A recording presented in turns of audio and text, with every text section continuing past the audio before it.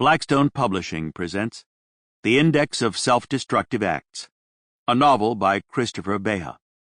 This book is read by Jim Frangione. To Bill. Part 1. The Young Man from the Provinces. April, May. 1. What makes a life? Sam Waxworth sometimes wondered, self or circumstance. On the day that Waxworth arrived in New York to write for The Interviewer, a man named Herman Nash stood on the rim of the fountain in Washington Square and announced that the world was about to end.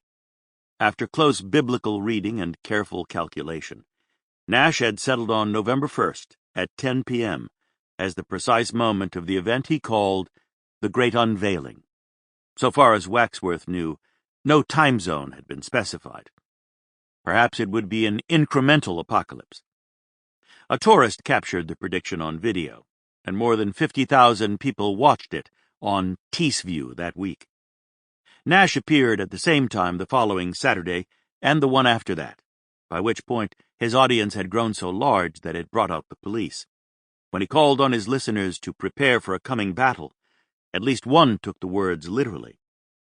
Throwing a bottle of urine at a mounted officer who lost control of his horse, which ran him out of the park and several blocks up Fifth.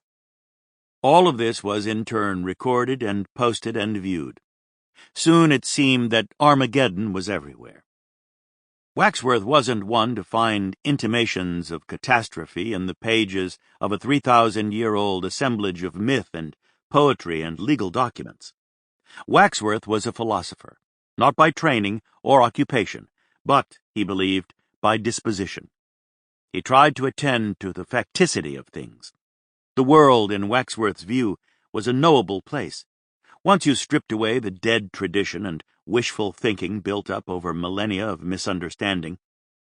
For most of human history, and even today in places, such an effort could condemn you to death.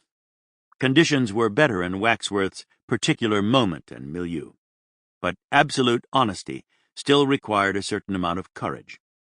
In lieu of rack and ropes, the modern skeptic faced social suspicion and familial disappointment. Faced, too, his own admitted desire that life should carry more meaning than the facts would bear. Which facts were these?